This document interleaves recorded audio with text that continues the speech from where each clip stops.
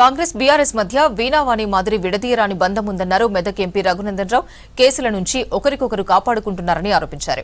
కాళేశ్వరంలో 1,00,000 కోట్లు అవినీతి చేసిన కంపెనీకే సీఎం రేవంత్ రెడ్డి మూసీ ప్రాజెక్టు అప్పగిస్తున్నారని అన్నారు. రేవంత్ కు కేసీఆర్ కు మధ్య ఆ కంపెనీ వారధిగా పనిచేస్తుందన్నారు.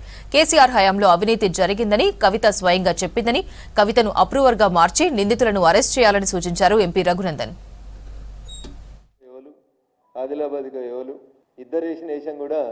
తుపాకి రామనేషన్ తప్ప ఇంకొకటి లేదు.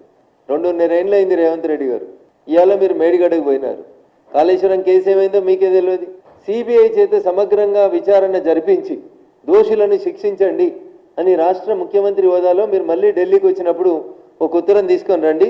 తప్పకుండా మేము భారత ప్రభుత్వం దగ్గరికి మేము కూడా వచ్చి ఈ విచారించాల్సినటువంటి అంశం దీని మీద విచారణ ప్రారంభించాలని చెప్తాం. కాంగ్రెస్ టీఆర్ఎస్ల బంధం వీణావాణిల బంధం లాంటి బంధం అది. అందుకని రేవంత్ రెడ్డి కేసీఆర్ గారి మీద విచారణ జరిపించారు, కార్ల రేస్ కేసు మీదకి విచారణ జరిపించారు, రింగ్ రోడ్డు టెండర్ల మీద విచారణ జరిపించారు. అంతకుముందు కేసీఆర్ గారి పరిస్థితి కూడా అంతే. ఓటుకు నోట్ల విచారణ ఉండదు. ఆయన రేవంత్ రెడ్డిని కాపాడుతాడు, ఈయన కేసీఆర్ గారిని కాపాడుతాడు. వైస్ వర్సా తప్ప వీళ్ళిద్దరు చేసేది ఏం లేదు. నేను కొట్టినట్టు చేస్తా, నువ్వు తిట్టినట్టు చేయి. కాబట్టి కాంగ్రెస్ టీఆర్ఎస్ ఈ రెండు ఒకటే. ఈ రెండింటిది వీణావాణిల బంధం తప్ప ఇంకొకటి కాదు. ఇవి ఒక నాణానికి బొమ్మ కాంగ్రెస్ అయితే బొరుసు టీఆర్ఎస్ అవుతుంది. ఈ రెండింటిని విడదీయలేనంత గొప్పగా వీటి మధ్యలో బంధం ఉంది. ఆ బంధమే ఆర్థిక బంధం. వాళ్ళు వీళ్ళని కాపాడుతారు, వీళ్ళు వాళ్ళని కాపాడుకుంటారు. కేసులు లేవు, వీళ్ళిద్దరినీ మీడియేట్ చేస్తుంది.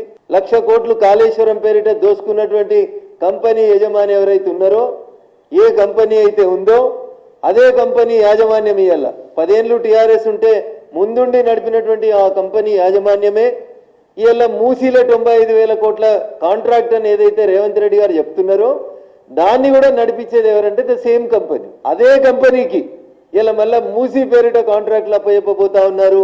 ఇంతకంటే గొప్ప బంధాలు ఏముండయి. కవిత గారు గొంతు చించుకొని మీడియా ముందుకు వచ్చి చెప్తా ఉంది, కాళేశ్వరంలో అవినీతి జరిగింది, కేసీఆర్ ముఖ్యమంత్రిగా ఉన్నప్పుడు అవినీతి జరిగింది, కేసీఆర్ ముఖ్యమంత్రి ఉన్నప్పుడు తెలంగాణ ఉద్యమకారులకు అన్యాయం జరిగింది, దోసుకున్నారని కవిత చెప్తా ఉంది సాక్ష్యం.